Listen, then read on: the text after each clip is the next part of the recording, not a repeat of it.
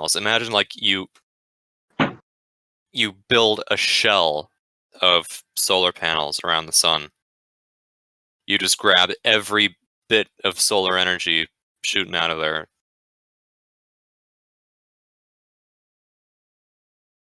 Okay.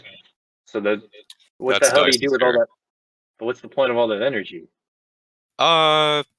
You could power computers that could like simulate jillions of possible universes. What would that be? Like a quantum computer? Quantum computers are weird. Who the fuck knows? Okay, getting back to Ring World. You could make jillions of lasers for laser sailing starships. Anyways, so now that we've imagined a planet, and now that we've imagined a Dyson sphere, imagine an intermediate step between them. Take your Dyson sphere and like only grab like the midsection of it. You know, a little tiny thin strip of it instead of the whole shell. Stick it there in the nice, cozy Goldilocks orbit where Earth is. And there you go. Quoth Larry Niven on the back of the book. Build a ring 93 million miles in radius, one Earth orbit, which would make it 600 million miles long. If we have the mass of Jupiter to work with, and we make it 1,000,000 miles wide, we get a thickness of about 1,000 meters. The ring world would thus be much sturdier than a Dyson sphere. There are other advantages. We can spin it for gravity. A rotation on its axis of 777 miles per hour. I'm sorry, 770 miles per second would give the ring world one gravity outward. You wouldn't even have to have a roof over it. Put walls 1,000 miles high at each rim. Aim it at the sun, and very little air will leak over the edges. The thing is roomy enough.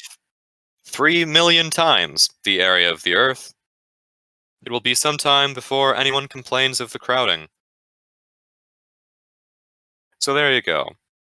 3 million times the surface area of the Earth. This is the extreme example of a ring world. You know, like the Halo ring from like Halo. That's like a fraction of the size of this. That thing isn't around its parent star. It's like orbiting a planet. You know, it's like moon-sized. Same idea, but it's scaled way the fuck down. I dig it.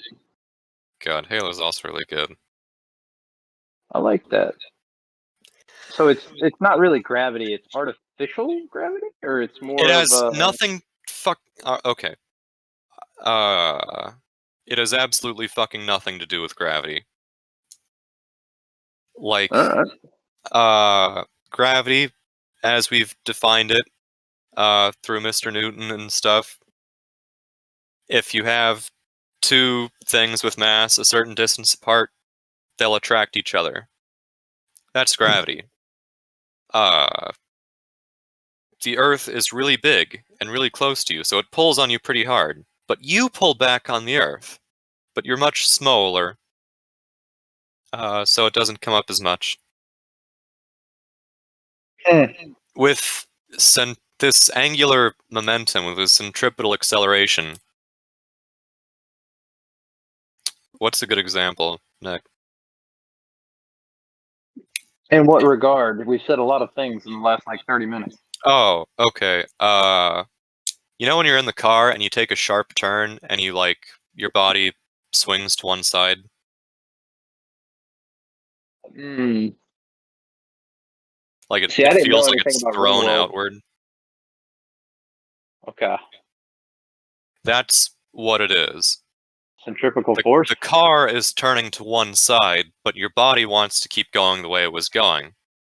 And it feels like it's being thrown against the wall, but it's of the car, but it's just your frame of reference changing. So when you're in space and you stand on the inside of a big ring and you spin the ring, your body wants to keep going So, Bert, momentum. What were you saying about it? Right. So the idea is with the ring world, or with like a toroidal space station, or whatever you call it. Uh, the idea is in space, once you start something moving, it wants to keep going in a straight line forever. You know, there's no other forces acting on it, and it'll, per Newton, do that forever. Now, if the floor rises up to meet you on the bottom of this ring, if it's pushing your feet up and pulling you in a circle, well, then the floor is going to accelerate you in a different direction.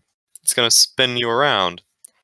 Your body's always going to want to fling off tangential to